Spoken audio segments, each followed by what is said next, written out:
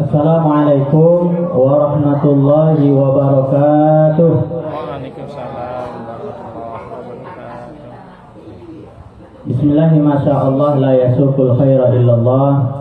Bismillahi masyaallah maka min ni'matin fa minallah. Bismillahi masyaallah la yasriku su'a illallah. Bismillahi masyaallah la ya'ti bil hasanati illallah. Bismillahi masyaallah la hawla wa la quwwata illa billahil aliyyil azim. Alhamdulillahilladzi qad ahrajana nata'ijal fikri li arbabil hijah. Wassalatu wassalamu ala sayyidina Muhammadin sayyidil mursalin wa imamil muttaqin wa qaidil ghuril muhajjalin wa ala alihi wa sahbihi ajma'in. Amma ba'du. Allahumma rabbi yassir wa la tu'assir wa bitammim bil khair. Rabbi shrah li sadri wa yassir li amri wa hlul 'uqdatam min lisani yafqahu qawli. Rabbi zidni 'ilma warzuqni fahma. Allahumma iftah 'alaina futuhal 'arifin wa faqihna fid din wa 'allimna ta'wil. Nawaina ta'alluma wa ta'lim li ilahi kalimatillah wal mardatillah wa la haula wa la quwwata illa billah. Yang terhormat Datuk Rio dan juga selaku ahlul bait serta seluruh anggota dan juga yang kami hormati BPD serta anggotanya, lembaga adat, pegawai syara, bapak-bapak, ibu-ibu, hadirin wal hadirat yang kami hormati. Mengawali pertemuan kita, marilah kita bersyukur kepada Allah Ta'ala, yaitu dengan mengucapkan Alhamdulillahi Rabbil Alamin. Kemudian salawat dan salam tak luput kita kirimkan kepada ruh junjungan alam, yakni Nabi besar Muhammad sallallahu alaihi wasallam, dengan sekurang-kurang lafaz Allahumma shalli ala sayyidina Muhammad wa ala alihi wa sahbihi wa barik wa sallim ajma'in.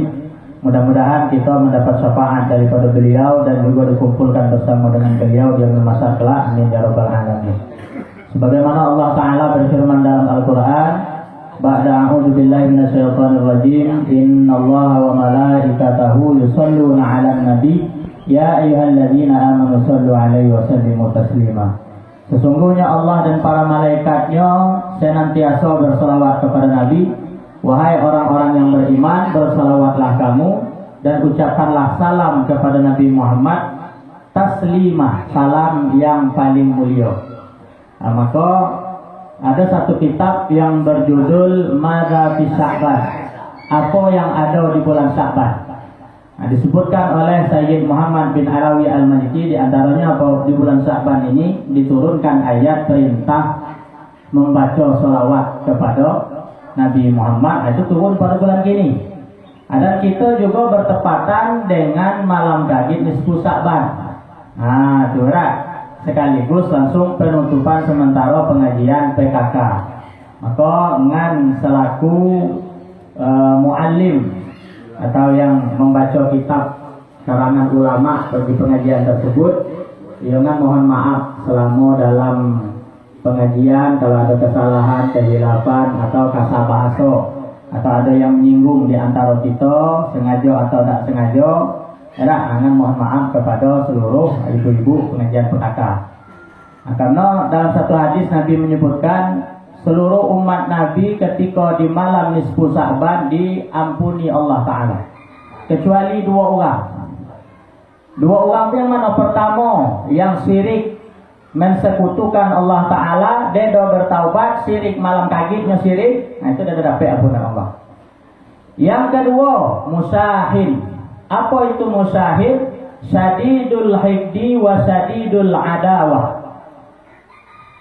Sangat Syadidul hikdi, syadidul adawah, sangat memusuhi. Ada orang yang dalam hatinya sampai kini agak ada dendam dengan orang lain, itu dah dapat.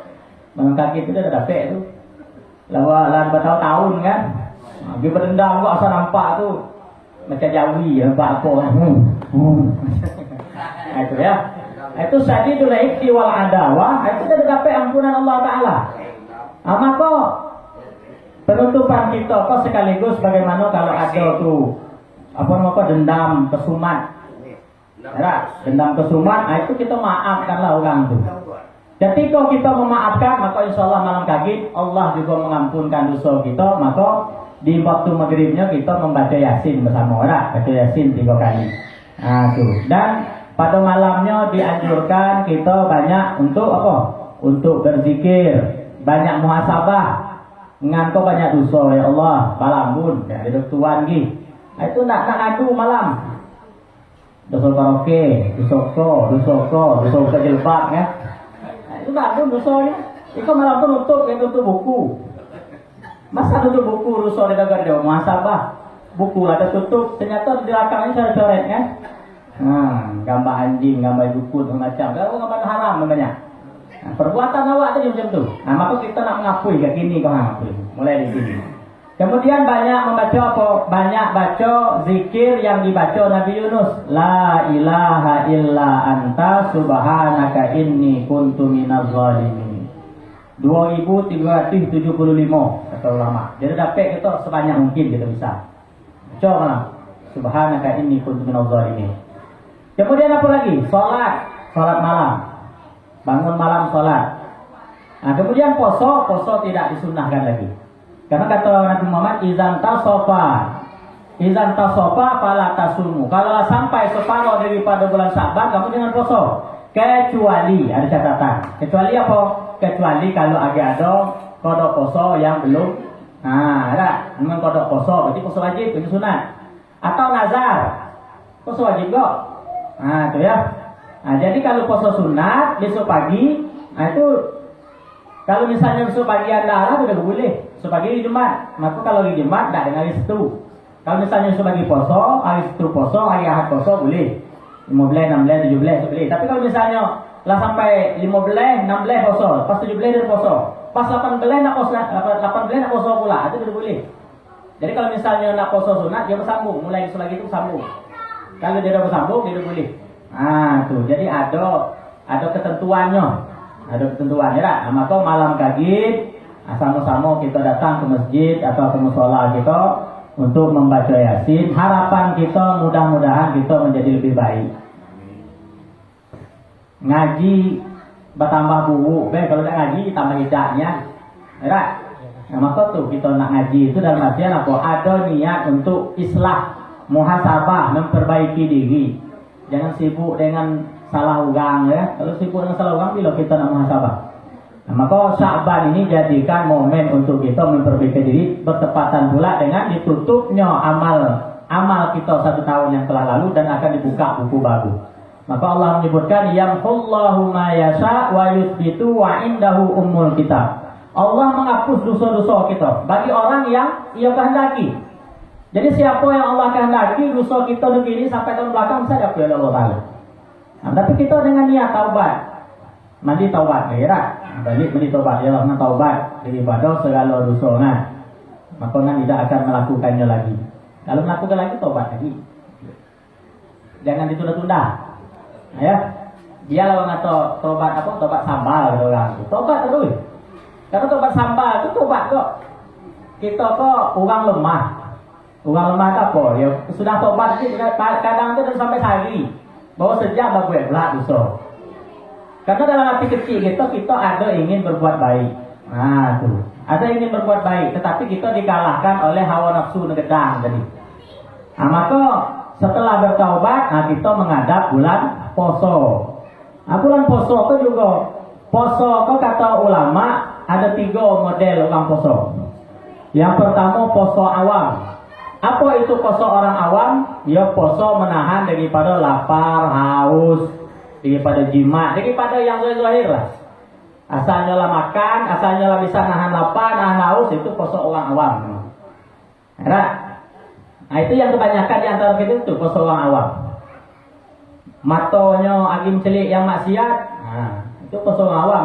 Mulutnya lagi ngatur ugang, ini poso tapi yang ngatur ugang. Nah, itu poso awam tuh. Belum naik tingkat, lagi tingkat paling bawah.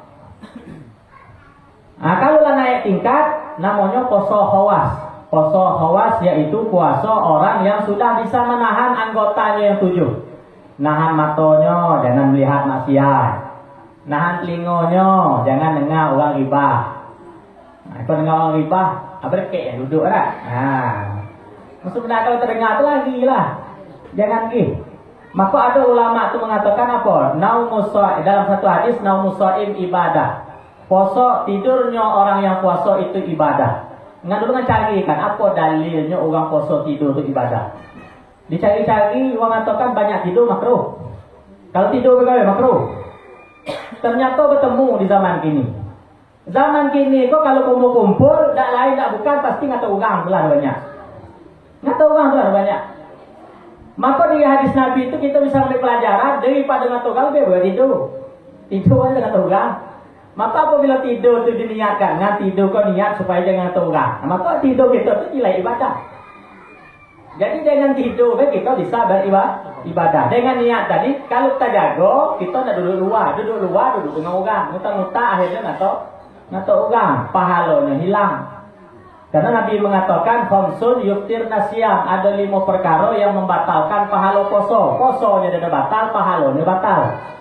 Artinya apa? Cuma dapat lapar dengan haus baik. Nah, yang pertama apa yang pertama? Yaitu kizib, ngicuh, berbohong. Nah, ada. Apa yang mesti kita jaga kau bohong. Kemudian yang kedua, ribah. Apa yang kita sebut tadi? Mengata orang. Dan ngata orang itu dosanya gedangnya. Kalau kita nyimak di dalam peristiwa Isra wal Mi'raj, Nabi melihat sekelompok kaum lahum azfarun min nuhas. Mereka memiliki kuku dari tembaga, dari besi-besi panas. Yahmasuna bihim wujuhuhum. Yahmasuna biha wujuhum. Yang mana kuku tadi mencabik muka. Cabik muka terkacul mata, jatuh. Ada, tak tampak tulang, langsung nampak tulang. Kemudian cabik dada, mengalir darah, menyembur darah. Kemudian iluk balik, cabik pula macam tu. Lalu Nabi bertanya, wahai malaikat Jibril, apa dosa yang dilakukan kaum kau? Sampai mereka mencabik muka mereka sendiri, mencabik dada mereka sendiri sampai keluar darah. Cabik dada keluar langsung nampak tulang. Cabik muka terkacul mata. Lalu apa kata malaikat Jibril? Mereka ini adalah daripada umatmu wahai Nabiullah Muhammad. Semasa hidup gawainya nyebut keburukan orang terus, nyebut aib orang terus. Jadi semasa hidup dia gawainya tadi menyebutkan kekurangan orang lain. Nah, itulah duduk sekali ngata orang, duduk sekali ngata orang. Ada dia pernah duduk baca la ilaha illallah dia pernah. Duduk sekali, itu lebih kita ngaji. Ketika kita ngaji, duduk kita baca selawat kan. Duduk kita baca syair, duduk kita mengingatkan bagaimana untuk kehidupan setelah kita mati. Itu guna kita ngaji. Jadi ngaji itu ada gunanya. Kenapa gunanya tadi? Gunanya yang biasanya waktu itu digunakan atau orang dengan sebab ngaji. Jadi waktu itu kita baca yasin, kita baca selawat, kita baca istighfar. Jadi teralihkan. Nah itu ya. Nah itu poso yang tingkatan kedua. Jadi yang pertama tadi yang membatalkan bahwa poso kizib. Apa itu kizib? Berbohong, ngicuh. Nah kalau laki bini itu deh kok ngicuh. Ada. Yang kedua tadi riba atau orang. Yang ketiga namimah. Apa namimah? Namimah itu ngadu domba. Gara-gara kita orang bercakap. Gara-gara kita orang ngadu, orang bergaduh. Nah tu ada macam tu. Dia tidak ngata orang, tapi gara-garanya orang bercakap. Mulut tu kasarnya. Apabila orang dengan cakap tu langsung angin orang tak. Nah, padahal itu tadi bahayanya namimah, adu domba. La yadkhulul jannah namam kata Nabi. Tidak masuk surga orang yang perangainya ngadu domba. Dan Nabi juga melihat dalam Isra Mi'raj, Nabi melihat yaitu orang yang ngunting mulut, ngunting lidah. Gunting mulut, gunting lidah. Gawainya apa? Itulah contoh orang yang sering buat fitnah tadi. Orang yang sering mengadu domba orang lain. Nah, kemudian yang keempat, al-yaminul kadzib, bersumpah dengan berdusta. Sumpahnya bersumpah tapi sumpahnya itu ngicuh. Nah, demi Allah. Jadi ucapan demi Allah ternyata demi Allahnya sumpahnya ngicuh, itu batal pahala puasa. Kemudian yang kelima, wan nazru bisahwatin, memandang dengan syahwat. Nah, maka dalam hadis Nabi yang lain menyebutkan rubba shaim laisa min siyamihi ilal ju' wal atas, berapa banyak orang puasa yang tidak dapat apa-apa daripada puasanya kecuali lapar dan haus tadi. Itu contohnya. Karena dia menjaga anggota yang 7, mata, telinga, mulut, tangan, perut, kemaluan, kaki. Ya, nah itu tingkatan yang kedua, khawas. Siapa orang yang khawas itu? Itulah orang solihin, orang-orang yang soleh, orang-orang yang bertakwa kepada Allah. Nah, itu. Jadi kita tuh usaha poso kita tuh jangan sampai di batas derajat pertama. Usahakan sampai derajat kedua. Mana derajat kedua kok tadi? Mencegah diri kita daripada hal-hal yang dilarang oleh Allah Ta'ala. Nah, sumbernya apa sumbernya? Sumbernya adalah hawa nafsu. Hawa nafsu. Jadi ketika bulan puasa, setan diikat, setan dibelenggu. Dalam hadis Nabi mengatakan, ketika bulan puasa, pintu surga dibuka, pintu neraka ditutup, setan dibelenggu. Tapi ada kadang ada di antara kita bertanya, kenapa orang ada gubuk jahat, ada gubuk maksiat, yang dibelenggu setan, nafsu dia dibelenggu. Kita pada nafsu. Ada asal poso pun juga dengan nafsu tadi. Dalam satu riwayat disebutkan, ketika bulan poso, Allah menciptakan dua makhluk, satu akal, kedua nafsu. Ketika Allah menciptakan akal, Allah bertanya kepada akal, wahai akal, ya akal, wahai akal, man anta wa man ana, kata Allah. Siapa kau, siapa ngah? Nah itu kata Allah bertanya kepada akal. Apa kata akal? Anta Rabbi wa ana abduka. Engkau adalah Tuhanku, sedangkan aku hambamu yang lemah. Artinya, kalau orang menggunakan akal sehatnya, dia dah ngikut hawa nafsunya, maka posonya akan terjaga. Tetapi kalau nafsunya yang diikutnya, akhirnya apa? Yang haram dilaksanakan dibuat ada. Yang maksiat dilakukan dalam bulan puasa. Karena apa? Karena itu nafsu tadi. Setelah Allah menciptakan akal, Allah berfirman pada akal menjawab, anta Rabbi, engkau Tuhanku, wa ana abduka, sedangkan aku adalah hamba-Mu.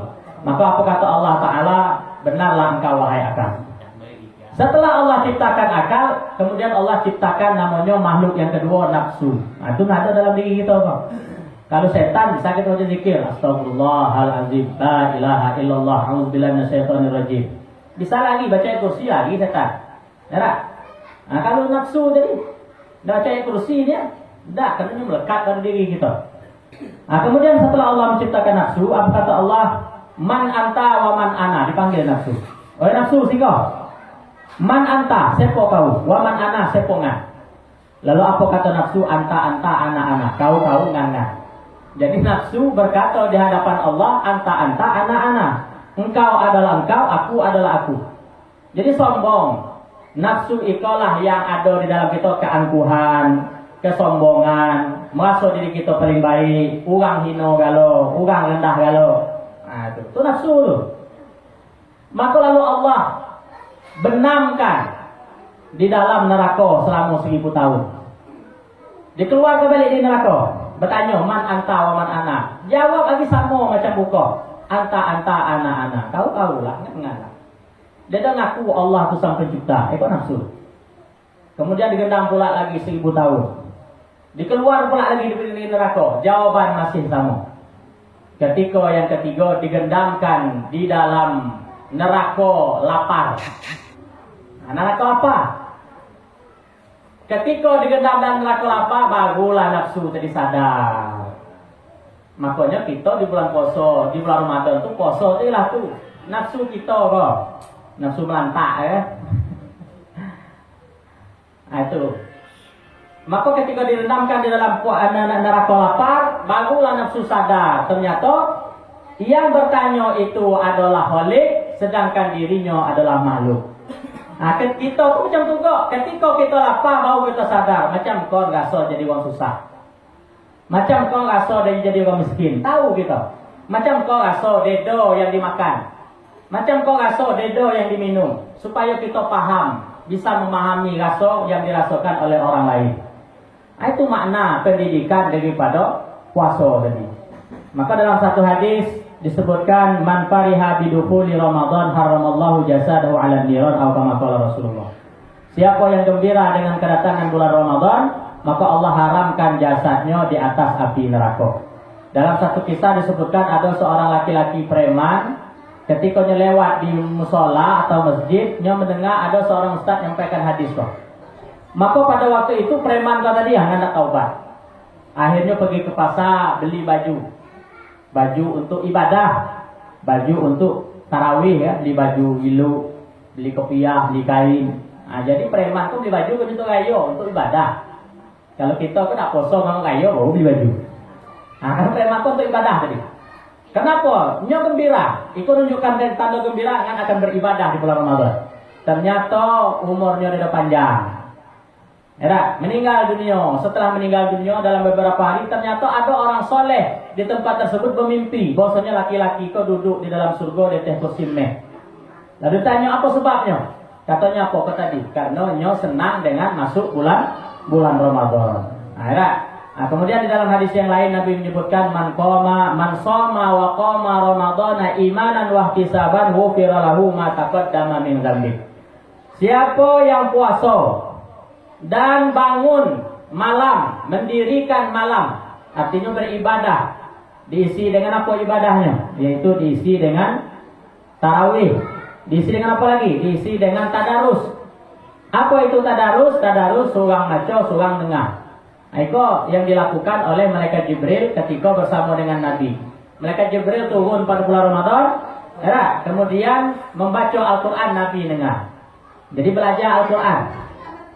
Nah, jadi siapa yang puasa di bulan Ramadan dan mendirikan Ramadan imanan wa ihtisaban karena keimanan dan mengharapkan ridha Allah Ta'ala, apa kata Nabi? Ghufira lahu ma taqaddama min dzambi. Niscaya Allah hapuskan segala dosanya yang telah lalu. Jadi dosa kita yang telah lalu dihapuskan oleh Allah Ta'ala dengan sebab kita mendirikan bulan Ramadan. Jadi bulan Ramadan kok, kalau kita diam kita dihitung tasbih. Kalau kita doa kita mustajab. Kalau kita beribadah, amal ibadah kita dilipat gandakan oleh Allah Subhanahu wa Ta'ala. Bahkan tidur kita baik bernilai ibadah. Kemudian di antara sunnah-sunnah ketika kita puasa, ada yang pertama apa? Sahur, makan sahur. Bangun makan sahur. Jam berapa iloknya? Sahur itu disunnahkan di takhir. Di takhir itu ya ada masuk subuh. Ya taruhlah jam 4.30 ini lah. Nah, makan jam 4.30. Ada beberapa lama sudah tuh, orang mulai baca ayat, kemudian azan, nah itu sembahyang subuh. Nah, sahur. Jadi sahur disunnahkan di takhir. Kemudian disunnahkan berbuka. Berbuka menyegerakan berbuka puasa. Jadi kalau masuk waktu berbuka, jangan ditunda lagi. Ada angkatin dulu. Biar banyak pahalanya nunggu jam 7. Itu tunjuk tuh ya. Jadi ketika masuk, sapak merah keluar, orang azan segera berbuka. Nah, kemudian disunnahkan berbuka ala tamrin dengan kurma. Jadi sunnah dengan kurma. Nah, setelah kita berbuka, baru disunnahkan pula lagi baca doa. Allahumma laka sumtu wa bika amantu wa ala rizqika aftartu. Jangan baca doa dulu. Jadi berbuka dulu. Nah, dengan kurma, kalau ada kurma dengan air, ada minum 3 teguk. Nah, sudah itu baru Allahumma laka sumtu wa bika amantu wa ala rizqika aftartu bi rahmatika ya arhamar rahimin dhahaba dhama'u wa qalatil arub wa sanatal ajru insyaallah taala. Nah, kemudian setelah itu disunatkan bagi bapak-bapak ngedang belanja dini ya. Uang rumah ya. Kalau lah ya. Ya. Sunnah tu disunahkan kalau besoknya belanjanya 100 misalkan seminggu tambah. Itu dianjurkan, disunahkan. Jadi poso itu disuruh kita untuk apa? Ketika kita berbuka tadi timbul rasa nikmat, rasa syukur kita kepada Allah, itu tadi dengan kalau misalnya tambah tanggung kan, ayah nak nikmat tu ayah kan. Awak sama tanggung, apa kata ininya? Saya dah bagi. Itu ya. Nah, jadi mungkin itulah yang dapat kami sampaikan. Mudah-mudahan segala kegiatan kita yang telah lalu, kegiatan baik kita, amal baik kita diterima oleh Allah Ta'ala. Segala kesalahan kita minta kepada Allah supaya diampunkan. Dan juga kalau ada di dalam hati kita perasaan yang dendam kepada orang lain, nah hilanglah. Cepat-cepatlah bermaaf. Sebelum masuk waktu maghrib lagi. Nah, tuh. Kemudian dengan sebagai guru lah ya, dalam pengajian kita, ya mohon maaf atas segala kesalahan, kehilafan, kekurangannya, dan juga kepada perangkat Datuk Rio kami ucapkan terima kasih karena sudah istilahnya mendorong, mensupport lah untuk kegiatan pengajian. Karena Datuk Rio nemu kau bila mulai ngaji pegakak. Nah, tuh berarti Rio itu tak ada baik. Cuma dia baik itu dia apa? Pembacara itu. Tukang sampai dia kok. Berarti sudah tuh gue tuh. Jangan pembacaranya kok dia pula tukang sampai sudah tuh kan. Nah, jadi sudah kau untuk kedepannya apabila buka pengajian itu Rio, lah ada bercakap ada peningkatan kan. Nah, tuh. Jadi kita sama-sama belajar. Nah, ya. Akhirul kalam. Assalamualaikum warahmatullahi wabarakatuh. Waalaikumsalam warahmatullahi wabarakatuh.